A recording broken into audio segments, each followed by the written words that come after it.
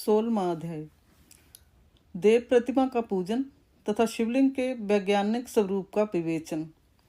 ऋषियों ने कहा, साधु शिरोमणि सूत जी, हमें देव प्रतिमा के पूजन की विधि बताइए जिससे अभीष्ट फल की प्राप्ति होती है। सूत जी बोले, हे महर्षियों, मिट्टी से बनाई हुई प्रतिमा का पूजन करने से पुरुष स्त्री सभी के मनोरथ सफल हो जाते हैं। इसके लिए नदी, तालाब, कुआं या जल के भीतर की मिट्टी लाकर सुगंधित द्रव्य से उसको शुद्ध करें। उसके बाद दूध डालकर अपने हाथ से सुंदर मूर्ति बनाएं। पद्मासन द्वारा प्रतिमा का आदर सहित पूजन करें। गणेश, सूर्य, विष्णु, शिव, पार्वती की मूर्ति और शिवलिंग का सदैव पूजन करें। संपूर्ण मनोरथों की सिद्धि के लिए 16 उपचारों द्वारा पूजन करें। किसी मनुष्य द्वारा स्थापित शिवलिंग पर एक सेर नैवेद्य से पूजन करें। देवताओं द्वारा स्थापित शिवलिंग को 3 सेर नैवेद्य अर्पित करें तथा स्वयं प्रकट हुए शिवलिंग का पूजन 5 सेर नैवेद्य से करें। इससे अभीष्ट फल की प्राप्ति होती है। इस प्रकार सहस्त्र बार पूजन करने से सत्यलोक की प्राप्ति होती है। 12 अंगुल चौड़ा और 25 अंगुल लंबा यह शिवलिंग का प्रमाण है और 15 अंगुल ऊंचा लोहे या लकड़ी के बनाए हुए पत्थर का नाम शिव है। इसके अभिषेक से आत्म शुद्धि, गंध चढ़ाने से पुण्य, नैवेद्य चढ़ाने से आजू तथा धूप देने से धन की प्राप्ति होती है। दीप से ज्ञान और तांबुल से भोग मिलता है। तब स्नान आदि 6 पूजन के अंगों को अर्पित करें। नमस्कार और जाप संपूर्ण अभिष्ट फलों को देने वाला है। भोग और मोक्ष की इच्छा रखने वाले लोगों को पूजा के अंत में सदा जाप और नमस्कार करना चाहिए। जो मनुष्य जिस देवता की पूजा करता है वह उस देवता के लोक को प्राप्त करता है तथा उनके बीच के लोकों में उचित फल को भोगता है। हे महर्षियों, भूलोक में श्री गणेश पूजनीय हैं। शिवजी के द्वारा निर्धारित तिथि, वार, नक्षत्र में जो विधि सहित उनकी पूजा करता है उसके सभी पाप एवं शोक दूर हो जाते हैं और वह अभिष्ट फलों को पाकर मोक्ष को प्राप्त करता है। यदि मध्याह्न के बाद तिथि का आरंभ होता है तो रात्रि तिथि का पूर्व भाग पितरों के श्राद्ध आदि कर्म के लिए उत्तम होता है तथा बाद का भाग दिन के समय देव कर्म के लिए अच्छा होता है। वेदों में पूजा शब्द को ठीक प्रकार से परिभाषित नहीं किया गया है। पू का अर्थ है भोग और फल की सिद्धि। जिस कर्म से संपन्न होती है उसका नाम पूजा है। मनोवांछित वस्तु तथा ज्ञान अविष्ट वस्तुएं हैं। लोक और वेद में पूजा शब्द का अर्थ विख्यात है।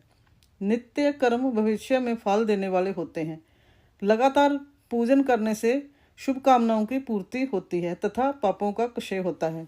इसी प्रकार श्री विष्णु भगवान तथा अन्य देवताओं की पूजा उन देवताओं के वार, तिथि, नक्षत्र को ध्यान में रखते हुए तथा 16 उपचारों से पूजन एवं भजन करने से अभिष्ट फल की प्राप्ति होती है।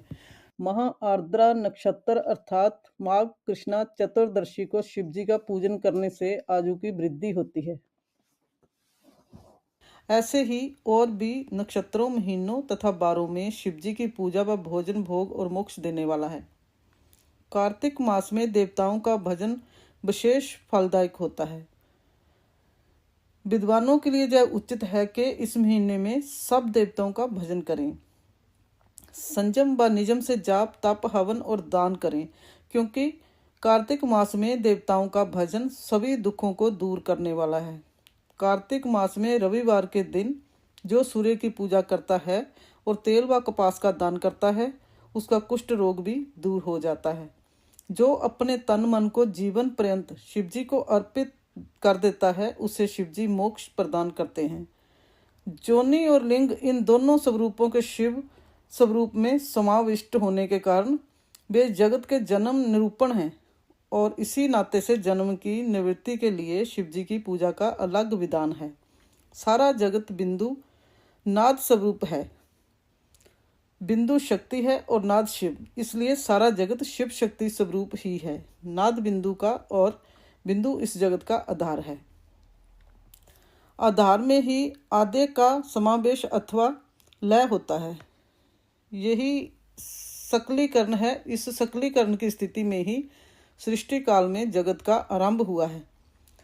शिवलिंग बिंदु नाद स्वरूप है, अतः इसे जगत का कारण बताया जाता है।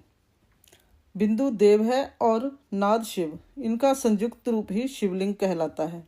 अतः जन्मों के संकट से छुटकारा पाने के लिए शिवलिंग की पूजा करनी चाहिए।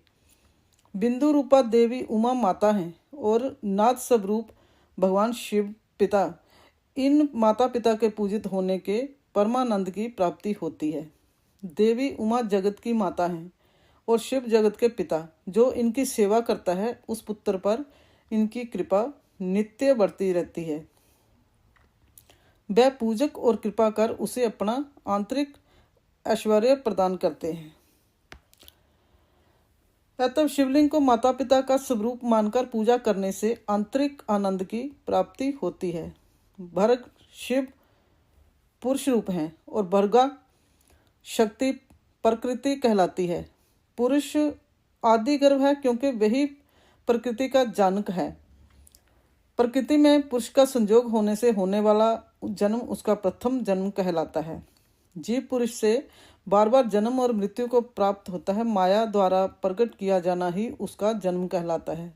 जीव का शरीर जन्म काल से ही 6 विकारों से युक्त होता है, इसलिए इसे जीव की संज्ञा दी गई है। जन्म लेकर जो प्राणी विभिन्न पाशों अर्थात बंधनों में पड़ता है वह जीव है। जीव पशुता के पाश से जितना छूटने का प्रयास करता है उसमें उतना ही उलझता जाता है। कोई भी साधन जीव को जन्म मृत्यु के चक्कर से मुक्त नहीं कर पाते। शिव के अनुग्रह से ही महामाया का प्रसाद जीव को प्राप्त होता है और मुक्ति मार्ग पर अग्रसर होता है। जन्म मृत्यु के बंधन से मुक्त होने के लिए श्रद्धा पूर्वक शिवलिंग का पूजन करना चाहिए।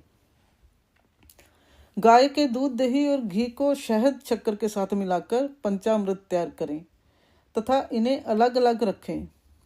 पंचामृत से शिवलिंग का अभिषेक व स्नान करें। दूध व अन्न मिलाकर नैवेद्य तैयार कर प्रणव मंत्र का जाप करते हुए इसे भगवान शिव को अर्पित कर दें।